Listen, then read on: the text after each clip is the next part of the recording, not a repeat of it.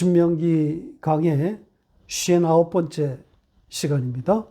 신명기 12장 20절로 27절까지 같이 읽겠습니다. 내 하나님 여호와께서 내게 허락하신 대로 내 지경을 넓히신 후에 내 마음에 고기를 먹고자 하여 이르기를 내가 고기를 먹으리라 하면 네가 언제나 마음이 원하는 만큼 고기를 먹을 수 있으리니 만일 내 하나님 여호와께서 자기 이름을 두시려고 택하신 곳이 내게서 멀거든 내가 네게 명령한 대로 너는 여호와께서 주신 소와 양을 잡아 내 각 성에서 내가 마음에 원하는 모든 것을 먹되 정한 자나 부정한 자를 막론하고 노루나 사슴을 먹는 것 같이 먹을 수 있거니와 다만 크게 삼가서 그 피는 먹지 말라. 피는 그 생명인즉 내가 그 생명을 고기와 함께 먹지 못하리니 너는 그것을 먹지 말고 물같이 땅에 쏟으라. 너는 피를 먹지 말라. 내가 이같이 여호와께서 의롭게 여기시는 일을 행하면 너와 내 후손이 복을 누리리라. 오직 내 성물과 소물을 여호와께서 택하신 곳으로 가지고 가라. 네가 번제를 드릴 때에는 그 고기와 피를 내 하나님 여호와의 제단에 드릴 것이요 내 제물의 피는 내 하나님 여호와의 제단 위에 붓고 그 고기는 먹을지니라. 아멘. 지난 시간에 말씀드린 것처럼 지금 읽은 본문 말씀과 지난주에 다루었던 말씀이 거의 같은 내용입니다.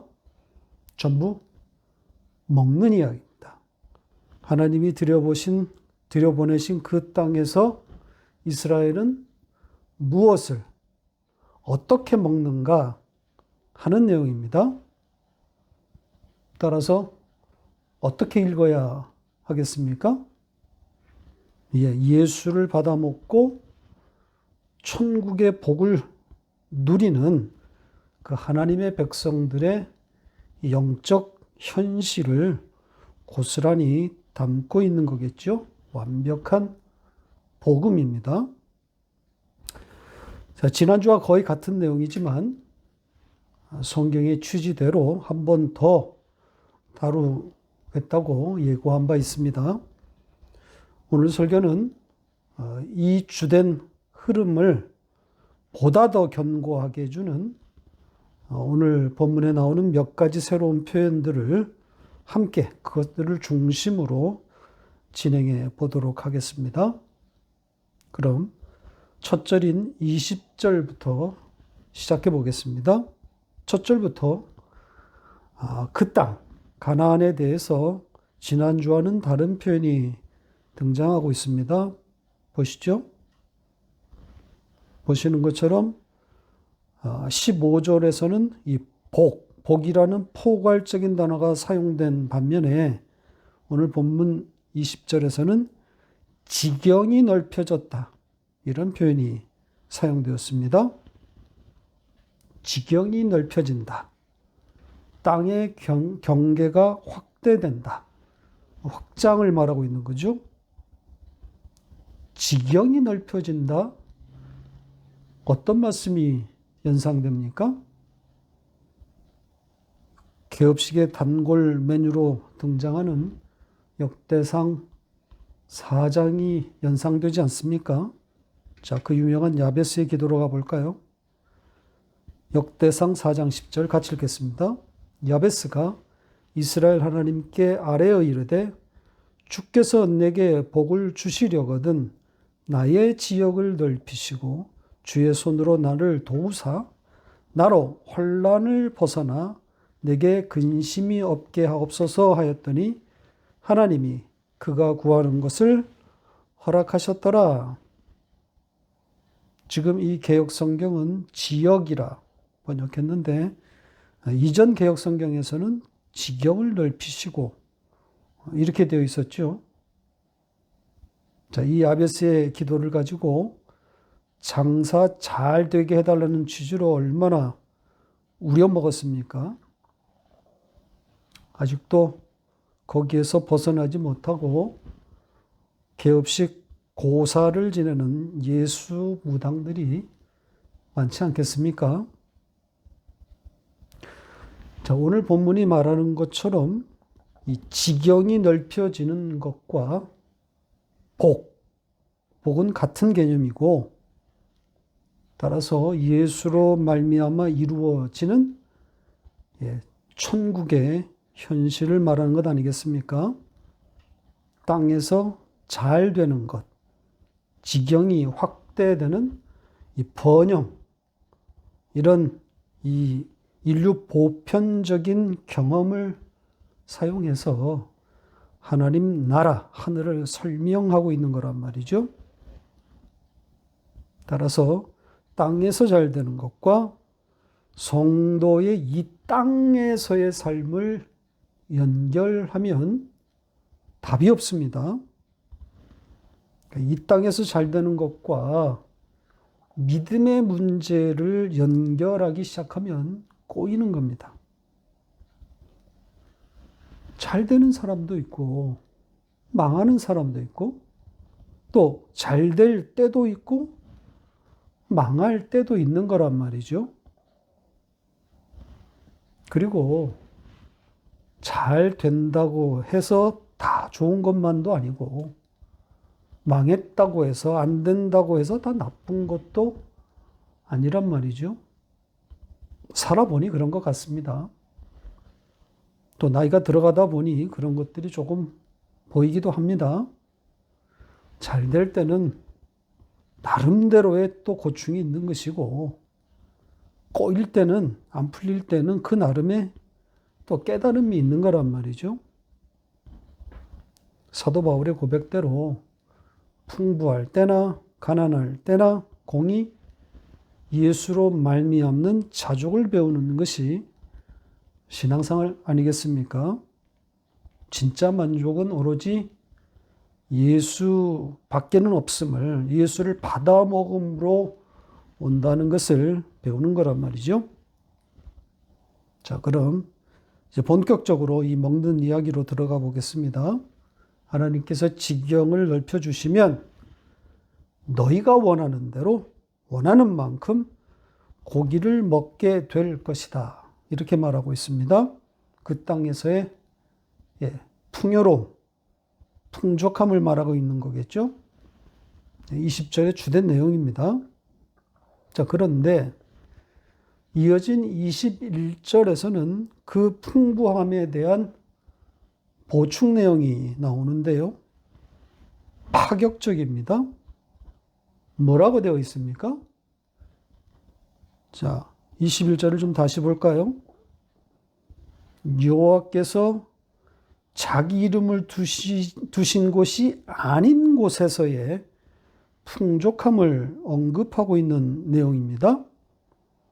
자기 이름을 두신 그곳에서 그 택한 곳이 멀다면 너의 성, 즉 너의 문 안에서 내 마음이 원하는 모든 것을 먹을 것이다. 이렇게 되어 있습니다. 하나님의 택하신 곳이 아닌 너의 문 안에서 먹는다. 이 부분, 이 말씀 잘 봐야 합니다. 제가 지금 그 하이라이트로 표시한 소와 양을 잡는다, 그 잡는다, 이 표현이 또 결정적인 표현입니다. 이 제사를 말하고 있는 거란 말이죠. 소와 양을 잡는다, 제사를 뜻하는 겁니다. 이 잡는다로 번역해서 약간의 혼동이 생긴 건데요. 희생을 말하고 있는 겁니다. 그러니까 소와 양의 제사를 드린다는 뜻입니다. 그러니까 무슨 뜻입니까? 하나님의 택한 곳이 아닌 곳에서의 제사, 이걸 지금 추론할 수 있는 것 아니겠습니까? 그리고 그런 곳에서 제물로 드려진 그 제물의 고기를 내 마음껏 먹게 될 것이다. 이런 거란 말이죠. 그래서 파격입니다. 여호와께서 자기의 이름을 주신 곳이 아닌 다른 곳에서의 풍족함, 마음껏 먹음, 이거 아닙니까?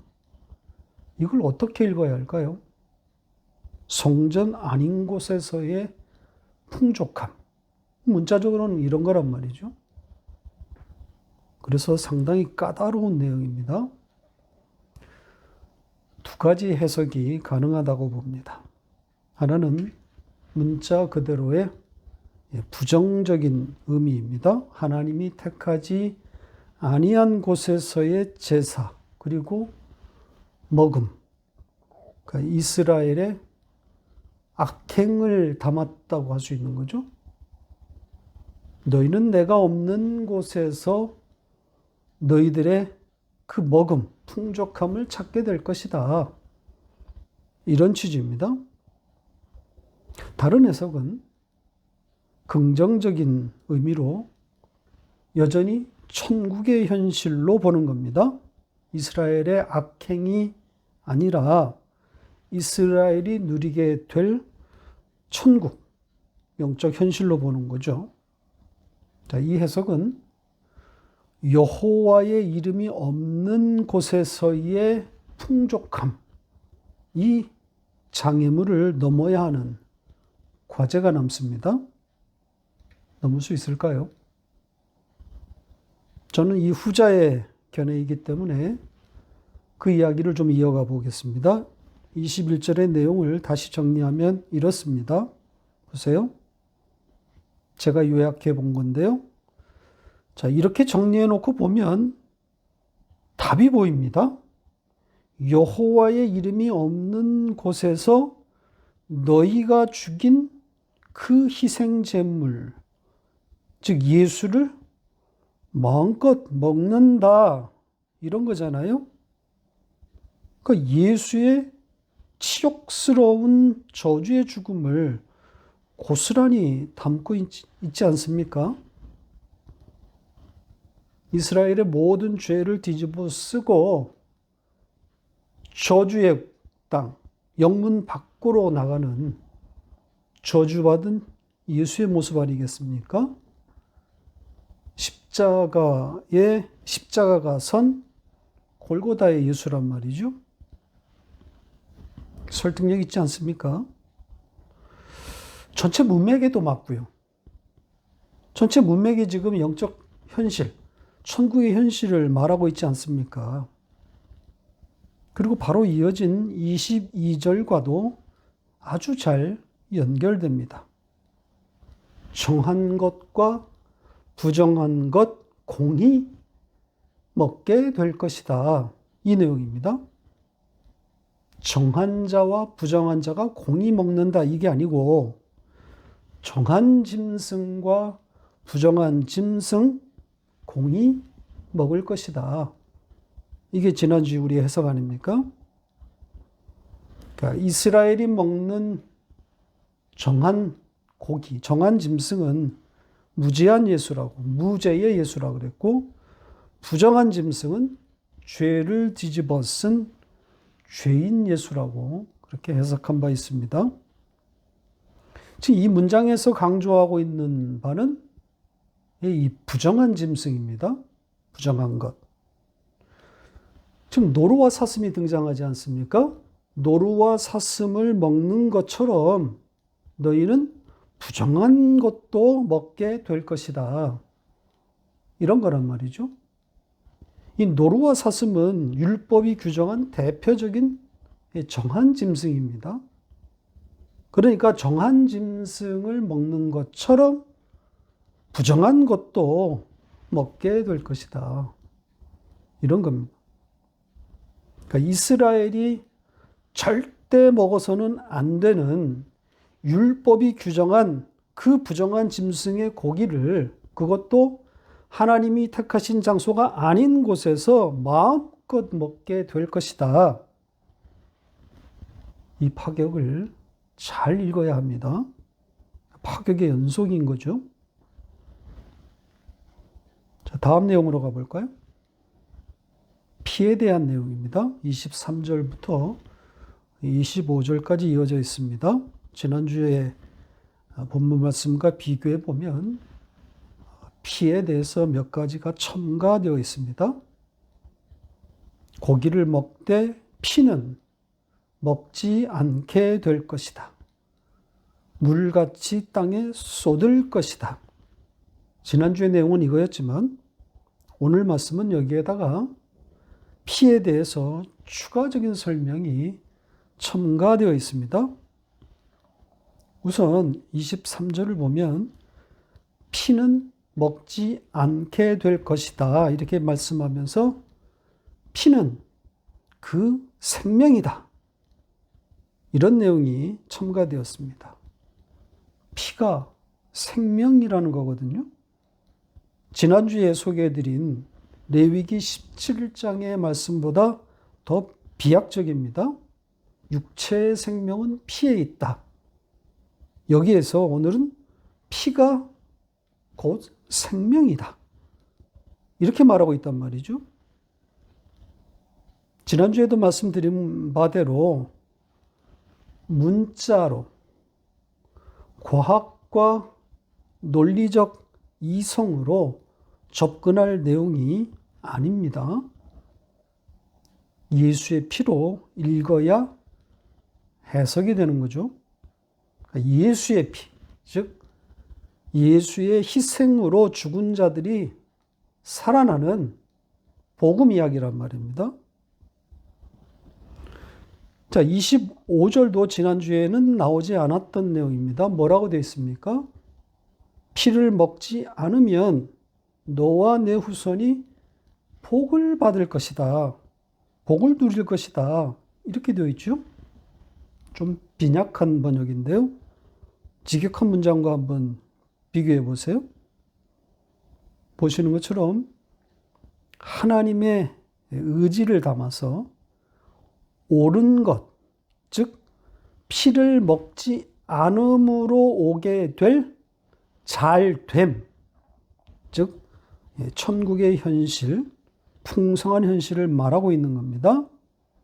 그러니까 피를 먹지 말라, 이런 명령문이 아니라 하나님의 의지에 따라서 이스라엘은 피를 먹지 않게 될 것이다. 이런 내용이란 말이죠. 자, 그런데 이것을 앞의 내용과 연결해 보면 참으로 이상해지는데요. 앞에서 지금 피는 곧 생명이다. 이렇게 말했는데, 하지만 그것을 받아 먹어서는 또 안 된다. 피가 생명인데 받아 먹어서는 안 된다. 이렇게 말하고 있단 말이죠. 피가 생명이니까 너희는 받아 먹을 것이다. 이렇게 돼야 맞는 것 아닙니까? 피가 생명인데. 왜 피를 먹지 않는 것이 여호와의 눈앞에서 옳은 것이라고 말하고 있는 걸까요? 왜 피를 먹지 않음으로 말미암아 너와 내 후손이 잘 될 것이다. 이렇게 말하고 있는 걸까요? 지난주에도 말씀드린 바와 같이 이 피, 이 예수의 죽음에 인간의 행위, 인간은 일도 기여할 수 없다는 뜻입니다. 하나님의 일방적인 구원이라는 거죠. 그 앞에서도 피는 먹는 것이 아니라 물같이 땅에 쏟아 흘러가게 될 것이다. 이렇게 말하고 있지 않습니까? 이 다 같은 맥락이란 말입니다. 인간은 예수의 죽음에 어떤 형태로든 기여할 수 없다는 거죠. 구원은 인간에게서 나올 수 없음을 명백하게 담고 있는 겁니다. 인간의 공로를 차단하고 있는 겁니다. 자, 그 다음 내용으로 가볼까요? 26절, 27절 마지막 부분인데요. 여기서는 재물에 대한 이야기입니다. 크게 내용을 두 가지로 나눌 수가 있는데요. 하나는 재물을 드린다는 내용이고, 제사가 되겠죠. 또 하나는 그 제물을 받아 먹는다는 내용입니다. 우선 제물 드리는 제사의 내용부터 좀 살펴보겠습니다. 제물을 어떻게 표현하고 있는지를 볼까요? 26절에서는 너의 성물, 그리고 소원물, 그리고 27절에서는 번제물이 등장했습니다. 너의 성물, 이걸 원문대로 풀었으면 너가 가진 너의 거룩한 것, 이렇게 되어 있습니다. 너의 성물, 이렇게만 해도 되는데 굳이 너가 가지고 있다, 이런 문장을 첨가했습니다. 너가 가지고 있는 너의 성물, 너의 거룩한 것, 그것을 가지고 오게 될 것이다, 이렇게 말하고 있습니다. 역시 명령문 아닙니다. 너는 너가 갖고 있는 그 거룩한 것을 가지고 오게 될 것이다. 그 다음은 소원물이라고 했습니다. 이 소원물이라고 하는 것은 약속한 것, 약속을 담고 있는 제물이라는 거죠. 그 다음은 번제물입니다. 번제물은 아시는 대로 태운다는 의미를 담고 있는 거겠죠. 짐승을 제단에서 태우고, 그리고 피는 제단에 붓는 거죠. 이렇게 하나님께 드리는 제물에 대해서 거룩한 것, 약속한 것, 태우는 것, 이렇게 말하고 있습니다. 전부 희생 제물이신 예수를 고스란히 담고 있는 거겠죠. 거룩 그 자체이신 예수, 하나님의 약속이신 언약의 예수, 그리고 번제물, 하나님께 태워 올라가는 예수, 곧 그의 죽음을 담고 있는 거겠죠. 그러니까 전부 예수의 죽음과 그로 말미암는 하나님의 구원을 고스란히 담고 있는 겁니다. 그러니까 이스라엘은 이 제물을 들고 여호와께서 택하신 곳으로 나오게 된다는 겁니다. 역시 나오라는 명령이 아니라 하나님의 의지입니다. 너희는 이 제물을 들고 그곳으로 나오게 될 것이다. 이게 원문의 취지입니다. 자, 이 문장에서 강조된 단어가 있습니다. 뭐겠습니까? 우리 성경도 잘 반영했는데요. 오직이란 단어입니다. 문장의 첫 자리에 와 있습니다. 오직 너는 너가 가진 너의 성물과 소원물을 가지고 내가 택한 곳으로 나오게 될 것이다, 이렇게 말하고 있습니다. 뭘 강조하려는 거겠어요? 유일한 제물, 혹은 가나안에서 행하게 될 유일한 일, 이걸 지금 말하고 있는 거란 말이죠. 예수가 드려지는 그 제사, 그 유일한 구원의 방식, 그 구원의 길을 담아놓은 겁니다. 그리고 그 제물이 드려지는 그 장소에 대해서는 두 가지 표현이 나오고 있는데요. 하나는 지금 언급된 하나님의 택하신 곳, 이 표현과 그 다음에 이어진 여호와의 제단이라는 표현입니다. 그러니까 하나님의 택하신 곳이 곧 제단이라는 것 아니겠습니까? 번제물이 태워지는 제단, 거기가 곧 하나님의 정하신 장소인 겁니다. 거기에서만 제물이 드려지는 거겠죠? 거기에서 예수가 드려지는 겁니다. 다른 곳에서는 그 일이 일어나지 않습니다. 하나님이 정하신 그 제단에 유일한 제물인 그 예수가 태워져야 유효한 제사가 되는 겁니다. 다른 제사는 없어요. 하나님이 받으시는 제사는 이것 하나뿐입니다. 예수가 올려지는 거란 말입니다. 구원의 다른 길은 없단 말입니다. 십자가 외에 다른 구원의 길은 없습니다. 자, 마지막 내용은 그 희생제물의 고기를 먹는 이야기입니다. 자, 그 번제물, 그 희생제물의 피는 제단 위에 쏟아지고 그 고기는 먹게 될 것이다. 이렇게 말하고 있습니다. 어려운 내용입니다. 왜냐하면 번제에서 고기는 전부 태워지기 때문입니다. 태워 없어지는 고기를 어떻게 먹는가? 이런 의문이 들 수밖에 없습니다.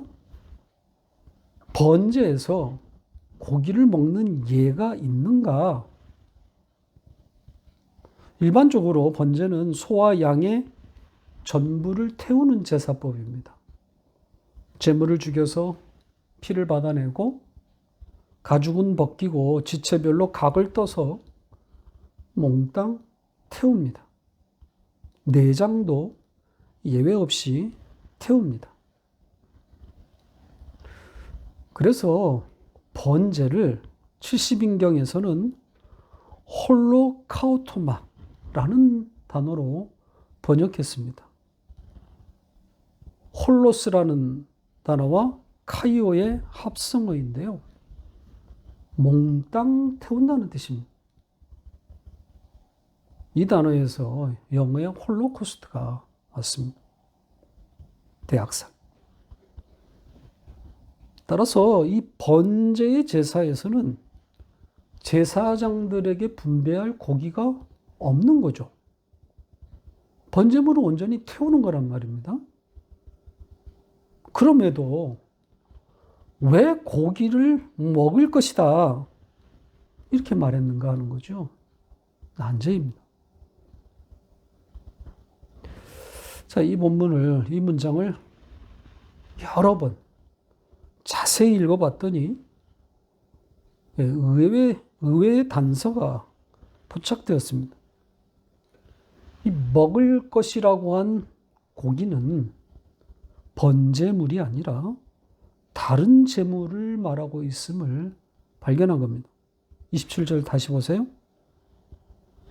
지금 이 문장을 보면 문장이 두 개입니다.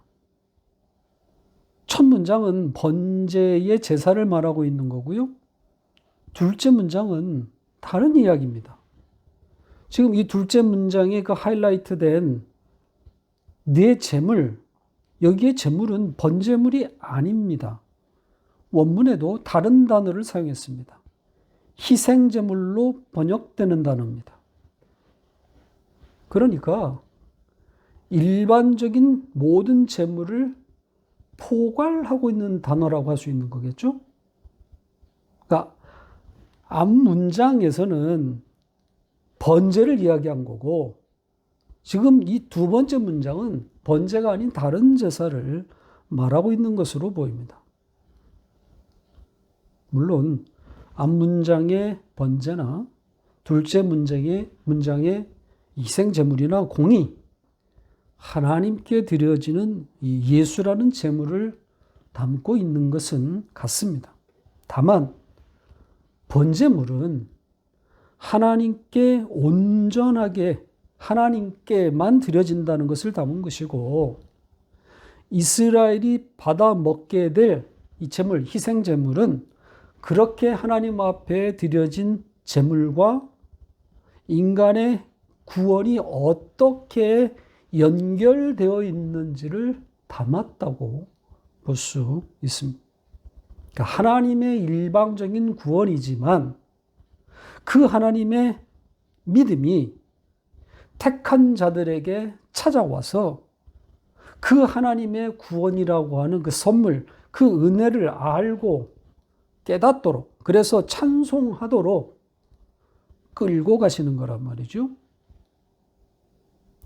그 구원의 방식을 제사법에 담아 놓은 것인데, 지난주에 말씀드린 것처럼 제사장만 그 제물의 고기를 받아 먹는 것, 거기에서 이제는 새 땅에서는 노비를 포함한 모든 이스라엘이 그 고기를 받아 먹을 것이라는 그런 충격적인 비약이 등장한 겁니다.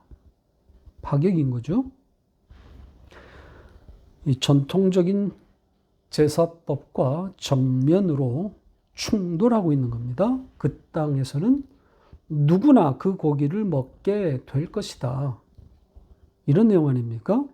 지난주에도 말씀드렸지만 이런 내용의 해석에 있어서 어떤 사람들에게는 곤혹스러운 난제겠지만 우리에게는 그리 어려운 주제가 아닙니다. 문자를 따라가는 논리와 이성, 또 상식, 과학,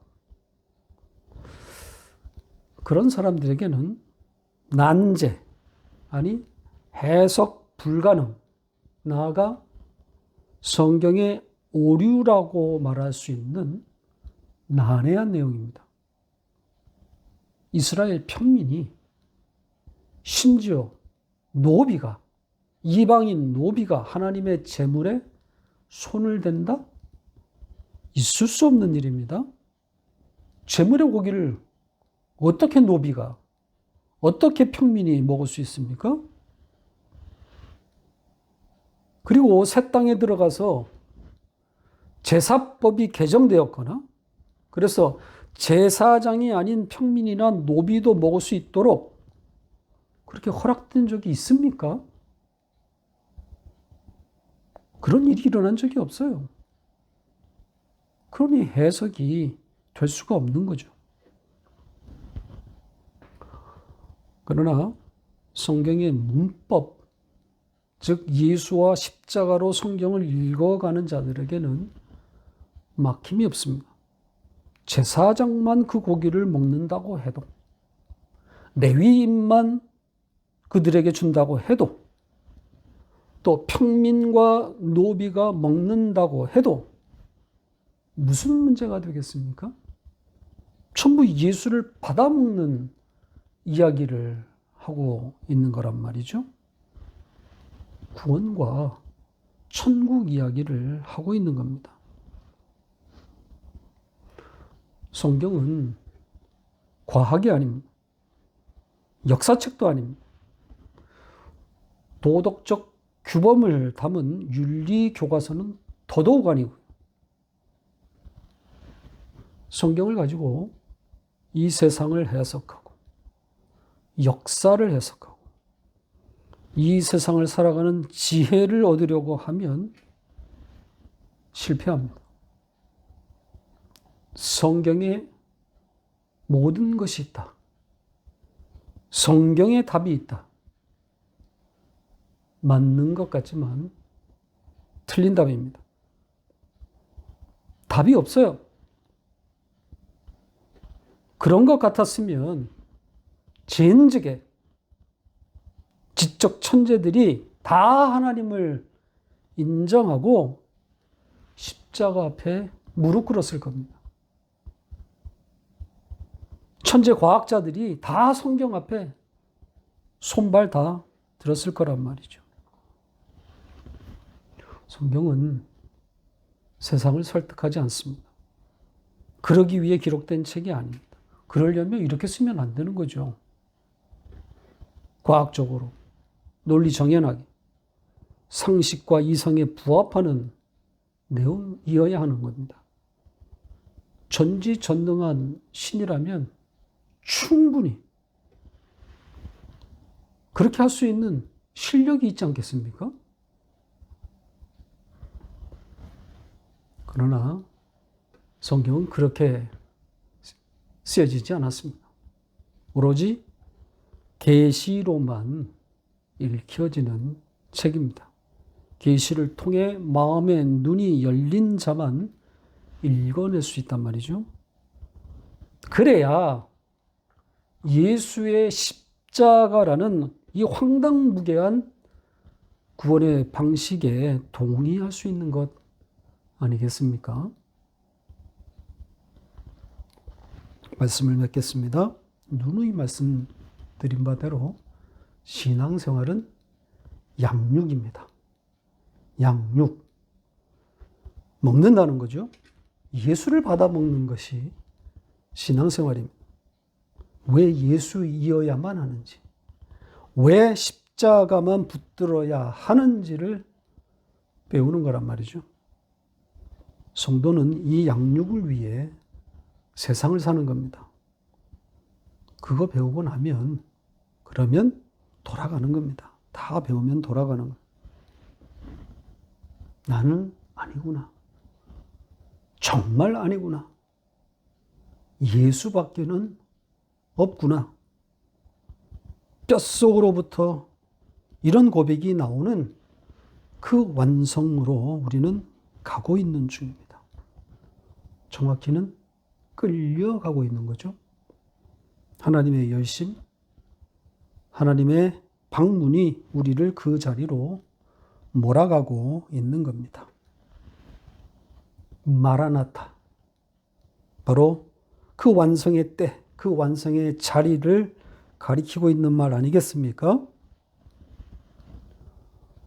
여러분에게 일어난 모든 일은 이 완성을 향한 여정이기에 어떤 상황에 처해 있든 하나님의 선입니다. 선한 것입니다. 이 하나님의 섭리, 하나님의 이 경영을 바라보십시오. 이 해석의 능력으로 여러분에게 주어진 상황을 해석할 수 있기를 바랍니다.